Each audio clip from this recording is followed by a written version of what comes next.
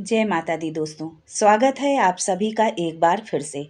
माँ भगवती की कृपा आप और आपके परिवार पर सदा सर्वदा बनी रहे। दोस्तों, यदि आप अपने जीवन में नया कुछ सीखना चाहते हैं तो चैनल को सब्सक्राइब जरूर करिएगा।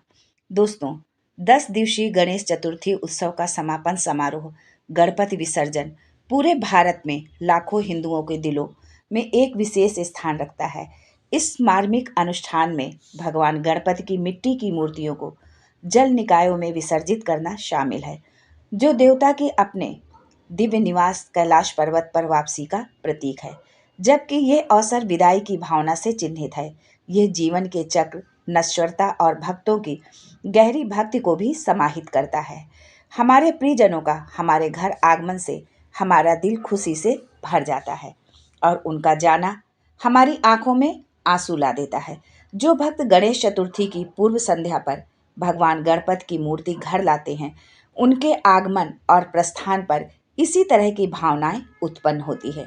गणपति बप्पा सिर्फ आने वाले भगवान नहीं हैं, बल्कि परिवार के एक सदस्य हैं जो हर साल अपने लोगों से मिलते हैं, कुछ दिनों के लिए उनके घरों में रहते हैं और फिर अपने निवास के लिए प्रस्थान करते हैं। 10 दिनों तक चलने वाली गणेश चतुर्थी धार्मिक अनुष्ठानों, सांस्कृतिक उत्सवों और सामाजिक एकता का एक अनूठा मिश्रण प्रदर्शित करती है। दोस्तों, आज के वीडियो में हम आपको बताएंगे कि 5वें, 7वें व अनंत चतुर्दशी या 11वें दिन गणपति विसर्जन का शुभ मुहूर्त क्या है, गणपति विसर्जन क्यों किया जाता है, विसर्जन करते समय विशेष सावधानी क्या रखें, अर्थात विसर्जन से पहले क्या क्या करें। लेकिन ये सब जानने से पहले आपसे रिक्वेस्ट करती हूँ कि वीडियो को लाइक करिएगा, दोस्तों को शेयर कर दीजिएगा और अगर आपने अभी तक चैनल को सब्सक्राइब नहीं किया है तो चैनल को सब्सक्राइब करके बेल आइकन जरूर दबा दीजिएगा।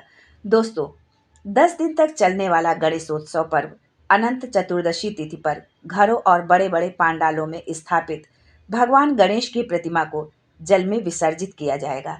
सुख, समृद्धि और विघ्नहर्ता भगवान गणेश को भाद्रपद माह की चतुर्थी तिथि पर विधि विधान के साथ पूजा करते हुए घर पर स्थापित किया जाता है और अनंत चतुर्दशी पर विसर्जन के साथ ये पर्व समाप्त हो जाता है।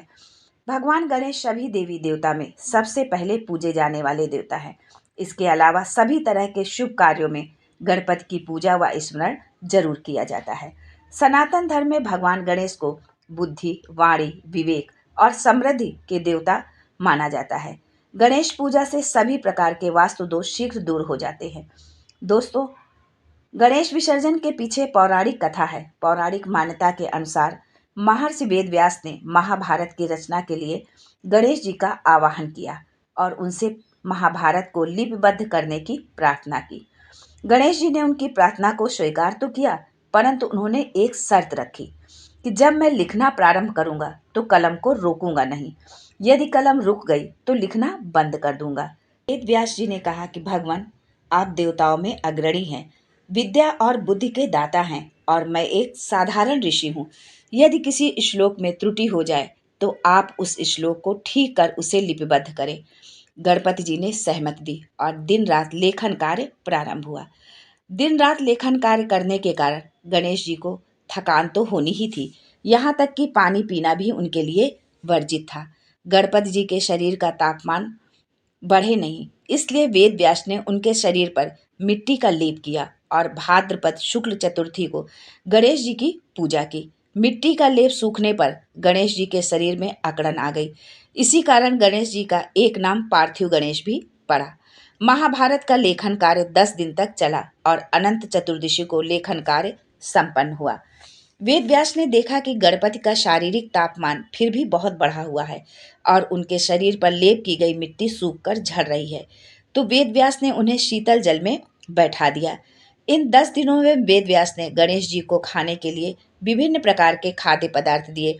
इसलिए गणेश चतुर्थी पर गणेश जी की स्थापना की जाती है और 10 दिन मन, वचन, कर्म और भक्ति भाव से उनकी उपासना करके अनंत चतुर्दशी को विसर्जित कर दिया जाता है। गणेश विसर्जन कैसे करें, अब आगे हम ये जानते हैं। गणेश विसर्जन से पहले भगवान गणेश की विधिवत पूजा अर्चना करें। गणेश जी की पूजा करते समय उन्हें मोदक, दूर्वा और फल जरूर अर्पित करें। इसके बाद गणेश आरती करें। आरती करने के बाद गणेश जी से विदा लेने की प्रार्थना करें। फिर इसके बाद जहाँ पर भगवान गणेश पिछले 10 दिनों से स्थापित हैं, वहाँ से उनकी प्रतिमा को ध्यान और सम्मान से उठा लें। फिर प्रतिमा को लकड़े के पाटे पर, जिसमें लाल या गुलाबी कपड़ा बिछा हो, वहाँ पर रख दें। फिर गणेश जी की प्रतिमा के ऊपर गंगा जल का छिड़काव करें। इसके बाद गणेश जी की मूर्ति के साथ सभी तरह की सामग्री को एक पोटली में बांधकर प्रतिमा के पास रख दें। अब गणेश जी की मूर्ति को बहते हुए जल में विसर्जित कर दें। इसके बाद अंत में अगले वर्ष दोबारा से आने की कामना करें। दोस्तों, आगे हम जानते हैं गणपति विसर्जन का शुभ मुहूर्त क्या होगा। जो लोग 5वें दिन गणपति का विसर्जन कर रहे हैं, उनके लिए प्रातः काल का शुभ मुहूर्त है 7:08 से प्रातः 8:39 तक। दोपहर का मुहूर्त है सुबह 11:41 से शाम 4:14 तक। और सायंकाल का मुहूर्त है शाम 5:45 से शाम 7:14 तक। और रात्रि का मुहूर्त है 8:43 से रात 1:10 तक, यानी 24 सितंबर 12 बजे के बाद से अगली डेट हो जाएगी। और प्रातःकालीन का मुहूर्त है सुबह 4:09 से सुबह 5:38 तक, 24 सितंबर को। 7वें दिन जिन लोगों को गणपति विसर्जन करना है, उनके लिए शुभ मुहूर्त है प्रातःकाल का मुहूर्त है सुबह 5:38 से सुबह 7:09 तक। प्रातःकाल का मुहूर्त है सुबह 8:39 से सुबह 10:10 तक। दोपहर का मुहूर्त है 1:11 से दोपहर 5:43 तक। सायंकाल का मुहूर्त है शाम 5:43 से रात 7:12 तक। रात्रि का मुहूर्त है 10:11 से रात 11:41 तक। अनंत चतुर्दशी के दिन गणपति बप्पा का जो विसर्जन किया जाएगा, उसके लिए शुभ मुहूर्त है प्रातःकाल का मुहूर्त है सुबह 5:39 से सुबह 7:09 तक। अगला मुहूर्त है सुबह 10:09 से दोपहर 2:39 तक। दोपहर का मुहूर्त है शाम 4:10 से शाम 5:40 तक। शाम का मुहूर्त है 5:40 से रात 8:40 तक। रात्रि का मुहूर्त है 11:40 से 1:10 तक। और उसी दिन 29 सितंबर को चतुर्दशी तिथि आरंभ हो रही है। 27 सितंबर 2023 को रात 10:18 से।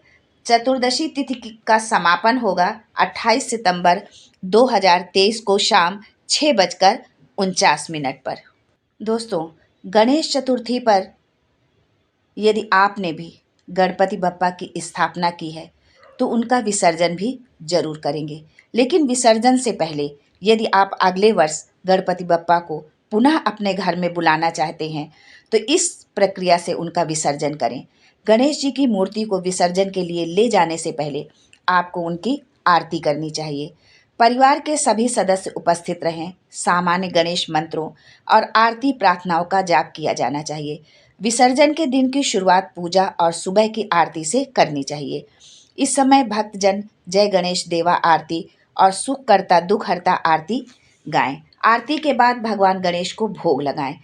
विसर्जन अनुष्ठान उत्तरांग पूजा से शुरू होता है, जिसमें गणपति को दीप, पुष्प, धूप, गंध और नैवेद्य नामक 5 वस्तुएं अर्पित की जाती हैं। जब विसर्जन का समय हो तो परिवार के सदस्यों को एक बार फिर इकट्ठा होना चाहिए और घर से निकलने से पहले विसर्जन आरती करनी चाहिए।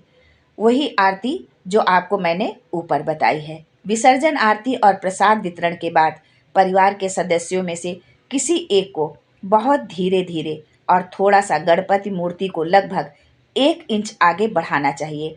ऐसा घर से निकलने से करीब 5 से 10 मिनट पहले करना चाहिए। ये उनके लिए महत्व का संकेत है कि परिवार उनके विसर्जन के लिए ले जाने वाला है। आपको अपने घर आने के लिए भगवान गणेश को धन्यवाद देना चाहिए। समृद्धि और शुभता लाने के लिए उन्हें धन्यवाद। अपनी सभी कठिनाइयों को अपने साथ दूर करने के लिए उन्हें धन्यवाद दें। किसी भी प्रकार की गलती के लिए उनसे क्षमा मांगे। यदि आप अगले वर्ष गणेश मूर्ति लाने की योजना बना रहे हैं तो उन्हें वापस आने के लिए कहें। इसके बाद घर के सभी सदस्य भगवान पर अक्षत या कच्चे चावल छिड़कने के लिए इकट्ठा हों। अब गणेश जी की फैली हुई हथेली में चीनी के साथ 1 चम्मच दही डाल दीजिए, क्योंकि हिंदू, विशेष रूप से महाराष्ट्रियन, मानते हैं कि जिस भी अतिथि को दही और चावल मिलता है वो निश्चित रूप से दोबारा घर आता है। एक लाल कपड़ा ले लें, उसमें सूखा नारियल आधा रखें, उसमें गुड़ और 5 अलग अलग तरह के अनाज भर दें। उसे एक गांठ में बांध दें और गणेश जी के हाथ पर बांध दें। ये उनकी यात्रा के लिए बनाया गया भोजन होगा। थोड़ा पानी लें और इसे विसर्जन करने वाले व्यक्ति पर छिड़कें।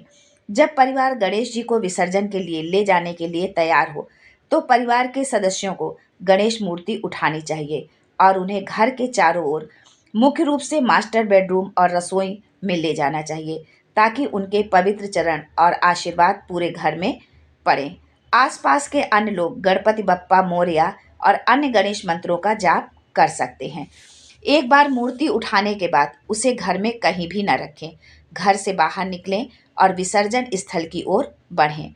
घर या इमारत से बाहर निकलते समय परिवार के एक सदस्य को एक नारियल लेना चाहिए और मूर्ति के सिर पर 3 बार घुमाना चाहिए और नारियल को जमीन पर तोड़ देना चाहिए और एक तरफ रख देना चाहिए।